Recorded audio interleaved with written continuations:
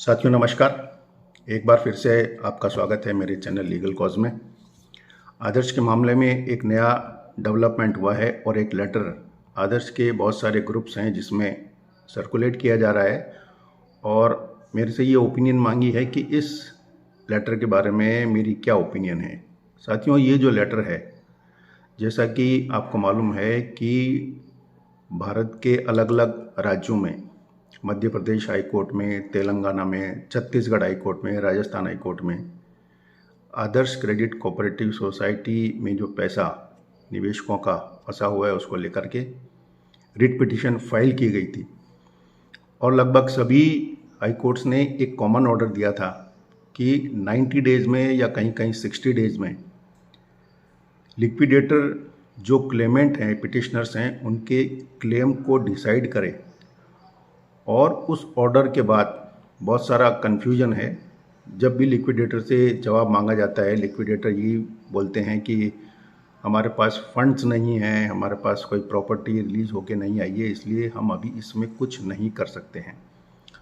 अब चूंकि ये मैटर हाई कोर्ट में डिसाइड हुआ और अभी तक उसमें कोई इम्प्लीमेंटेशन नहीं हुआ, इसलिए अलग अलग व्यक्तियों के द्वारा लिक्विडेटर से और जो सेंट्रल रजिस्ट्रार है उनके ऑफिस में लेटर लिखे जा रहे हैं, मेल की जा रही है कि उनका क्या जवाब है।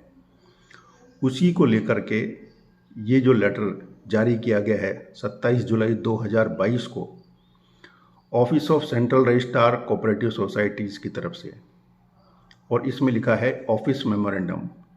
ये जो लेटर है इसमें क्या लिखा है, इसको ब्रीफ में मैं आपको अपनी भाषा में समझाने की कोशिश करूंगा। देखिए, इसमें लिखा है subject writ petition filed before honourable high court in the matter of Adarsh credit cooperative society limited Ahmedabad. और उसके बाद लिखा है the undersigned is directed to refer to the above mentioned subject and to say that various writ petitions have been filed before Honorable High Courts of Rajasthan, Jodhpur Bench, Jaipur Bench, Honorable High Court of Chhattisgarh, Honorable High Court of Madhya Pradesh, उसके बाद Telangana, Delhi, in the matter of Adarsh Credit Cooperative Society regarding non-payment of deposits to the depositors। यानी अलग अलग states में high court में writ petition file की गई है, उसके बारे में ये सब्जेक्ट मैटर है। In this context the status of the Adarsh credit cooperative society limited Ahmedabad is as under. वो स्टेटस बताया है इसमें कि क्या स्टेटस है। Based on the reports of serious fraud investigation dated 26/6/2008, report of income tax department dated 2/7/2018 and 8/8/2018 on the affairs of Adarsh credit cooperative society limited Ahmedabad and a number of complaints regarding non payment of deposits from the members oblique depositors of the society which revealed various irregularities in the functioning of the society, the central registrar issued order for winding up of the society and appointed Shri H.S. Patel, IAS retired, as liquidator of the society on 29/11/2019। यानी इस पैरे में ये लिखा है कि चूंकि आदर्श credit cooperative society के मामले में बहुत सारी इरेगुलरिटीज़ पाई गई, इसलिए H.S. पटेल को लिक्विडेटर अपॉइंट किया गया 29/11/2019 को। Further multiple law enforcing agencies are involve in the investigation matter of the society. Enforcement director मतलब ED Jaipur zone has attached the properties, assets and bank accounts of the society and its other shell companies. Adarsh credit cooperative society और उसकी जितनी भी shell companies थी उनकी property ED ने attach की। And the adjudication authority Jaipur has under prevention of money laundering act has passed an order confirming the provisional order of attachment by ED without impleading liquidator as a party. और जो ED ने attachment का order pass किया था उसको उसकी adjudicating authority ने confirm किया बिना लिक्विडेटर को पार्टी बनाए। ये इसमें आगे लिखा है। इसके बाद लिखा है कि liquidator has filed an appeal against this order before the appellate tribunal Delhi. ED का ये जो ऑर्डर था जो कंफर्म किया गया, उस ऑर्डर के खिलाफ लिक्विडेटर ने अपील फाइल की है जो दिल्ली में पेंडिंग है। To say that the order of ED and release of the assets in favour of the society, society के फेयर में प्रॉपर्टी को रिलीज किया जाए, इस बात को लेकर के अपील फाइल की गई है। The income tax authority has frozen the bank account open in the RBI bank in the name of liquidator of the society including other accounts of the society in various banks. यानी RBI के अंदर जो liquidator और society के जो other banks में accounts हैं उन सबको इनकम टैक्स अथॉरिटी ने फ्रीज कर दिया है, सीज कर दिया है। The liquidator does not have, ये जो दो लाइनें मैं आपको बता रहा हूँ वो काफ़ी इंपॉर्टेंट है, इस पूरे के पूरे लेटर का जिस्ट है, सारांश है। The liquidator does not have any funds available with him, liquidator के पास कोई भी फंड नहीं है। So once assets oblique documents are released in favour of the liquidator, इसलिए जैसे ही जो असेट्स हैं, जो डॉक्यूमेंट्स हैं, लिक्विडेटर के फेवर में रिलीज किए जाएंगे, दे शैल बी सोल्ड ऑब्लिक liquidator and thereafter payment shall be made to the depositors. जैसे ही वो रिलीज किए जाएंगे उसके बाद उनको बेचा जाएगा, लिक्विडेट किया जाएगा और डिपॉजिटर्स को पेमेंट किया जाएगा। अब जो तीसरा पैरा इस लेटर का है, जो लास्ट पैरा है, इन view of the above it is requested that the concern honourable high court may be apprised the above status of Adarsh Credit Cooperative Society Limited bracket में लिखा है अंडर लिक्विडेशन।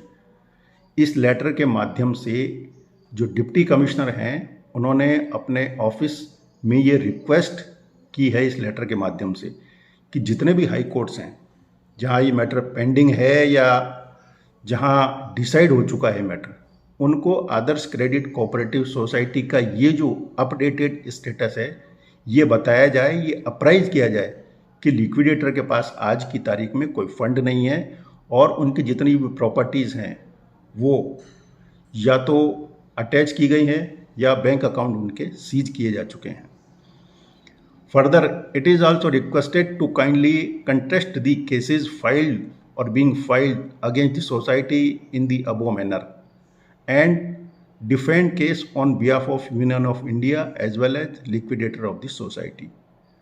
इसमें ये request की गई है कि जितने भी केसेस पेंडिंग हैं, चाहे वो सोसाइटी के खिलाफ हों या लिक्विडेटर उनको कंटेस्ट कर रहा है या यूनियन ऑफ इंडिया की तरफ से जो कंटेस्ट किए जा रहे हैं उनको डिफेंड किया जाए अलग अलग स्टेट्स में, और अलग अलग जो स्टेट के हाई कोर्ट्स हैं या तो फाइल हो गए हैं या होने वाले हैं।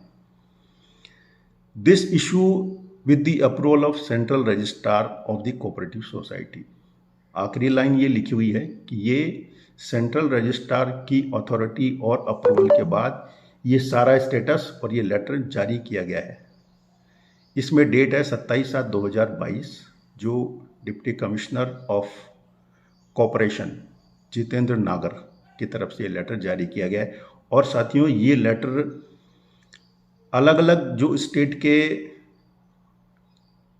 Assistant solicitor general India Rajasthan high court, additional solicitor general of India Rajasthan high court Jaipur, advocate general high court Madhya Pradesh, advocate general high court Chhattisgarh और additional solicitor general of India, इनको एड्रेस किया गया है। मतलब इसका ये है कि जितने भी हाई कोर्ट्स हैं उनके एडिशनल एडवोकेट जनरल और इंडिया के जो एडिशनल सॉलिसिटर जनरल है उनको ये लेटर जारी किया गया है ताकि कभी भी कोई भी केस किसी भी हाई कोर्ट में या सुप्रीम कोर्ट में जाएगा तो ये लेटर यूनियन ऑफ इंडिया की तरफ से या लिक्विडेटर की तरफ से जब भी उनको पार्टी बनाया जाएगा, ये लेटर दिखाया जाएगा और ये कहा जाएगा कि साहब हमारे पास फंड नहीं है, हमारे पास प्रॉपर्टी नहीं है। इन्वेस्टिगेटिंग एजेंसीज चूँकि अभी तक इन्वेस्टिगेशन या तो कर रही है या उनकी तरफ से कोर्ट में केस फाइल कर दिया गया है, उसका अभी तक डिस्पोजल नहीं हुआ है, और जब तक प्रॉपर्टी रिलीज होकर लिक्विडेटर के हाथ में नहीं आएगी तब तक हम इसमें कुछ भी नहीं कर सकते। तो ये जो लेटर है ये मेरे ओपिनियन में एक तीर से निशाना साधने वाला है। एक तीर लिक्विडेटर की तरफ से, जॉइंट कमिश्नर की तरफ से, डिप्टी कमिश्नर की तरफ से ये निकाला गया है कि जितने भी केस फाइल होंगे कहीं भी या फाइल हो चुके हैं या किसी भी आदेश के खिलाफ कोई अपील या कंटेम्प्ट फाइल होगा उसमें ये लेटर जाने वाला है। और एक कॉमन लेटर निकाल दिया। इस लेटर का मतलब ये है कि जो बात लिक्विडेटर या सेंट्रल रजिस्ट्रार अब तक कहते हुए आए हैं कि हम इसमें अभी तक कुछ नहीं कर सकते क्योंकि प्रॉपर्टी हमारे पास नहीं है, वही जवाब रिपीटेडली एक लेटर के माध्यम से और ज़्यादा क्लैरिफाई करते हुए जारी कर दिया गया है। इसलिए साथियों, ये लेटर एक यूँ समझिए कि ठंडे पानी के छींटे हैं या एक मीठी गोली है। इस लेटर से हमको ये नहीं समझना चाहिए कि हमारा मैटर अब सुलझने वाला है या कोई नई उम्मीद हमको पैदा हो गई है। जो बात पहले थी वही बात आज सेंट्रल रजिस्ट्रार ने डिप्टी कमिश्नर के माध्यम से हमको कही है, ये लेटर जारी करके। इसलिए जितने भी केसेस पेंडिंग हैं या डिसाइड हो गए हैं उसमें वही रिपीटेडली जो ऑर्डर अब तक जो लिक्विडेटर ने कहा है कोर्ट में या कोर्ट के बाहर, वही बात है, इसमें कोई नई बात नहीं है। इसलिए साथियों, जो भी केस फाइल करें वो केस इस जवाब के अलावा क्या रेमेडी हो सकती है ये सोचते हुए कि जो प्रॉपर्टी अटैच हैं जिनके खिलाफ केस पेंडिंग है उस प्रॉपर्टी को रिलीज करने का ऑर्डर हम कैसे लें इस बारे में सोचना चाहिए, बजाय एक कॉमन या रिपीटेड जो ऑर्डर पास हो गए हैं वैसा का वैसा केस फाइल करने के। कुछ नए तरीके से केस फाइल करें जिससे कुछ रिलीफ मिले और उस रिलीफ में लिक्विडेटर को भी हेल्प मिले ताकि वो ये ना कहे कि हमारे पास प्रॉपर्टी नहीं है। इन सारी बातों को ध्यान में रखते हुए कोई भी व्यक्ति, कोई भी निवेशक, कोई भी डिपॉजिटर जो भी कार्रवाई करनी है कोर्ट में, चाहे वो हाई कोर्ट में करे या सुप्रीम कोर्ट में करे, इस लेटर को ध्यान में रखते हुए करे कि जब भी वो केस फाइल करेगा ये लेटर लेकर के union of India, liquidator, central registrar आएंगे और ये कहेंगे कि सर हमने ये लेटर निकाल दिया है, हमारे पास फंड नहीं है, केसेस फाइल हैं, लिक्विडेटर ने अपील कर दी है, उस केस में अभी डिस्पोजल नहीं हुआ है, इसलिए हमारे हाथ में कुछ भी नहीं है। और इसलिए जितने भी हाई कोर्ट्स के जो केसेस का डिस्पोजल हुआ है उसमें मेरे हिसाब से कोई कंटेम्प्ट पिटीशन भी नहीं बनती है। एक लेटर निकाल के उन्होंने सारे के सारे आंसर आपके दे दिए। तो मेरा ये ओपिनियन है कि उम्मीद आप बिल्कुल रखिए, उम्मीद रखनी चाहिए और उम्मीद रखनी ही पड़ेगी, लेकिन इस लेटर में कुछ भी नया नहीं है। ये आपको एक सांत्वना देने वाला लेटर है और इस लेटर को ध्यान में रखते हुए आगे की कार्रवाई करें। जय हिंद।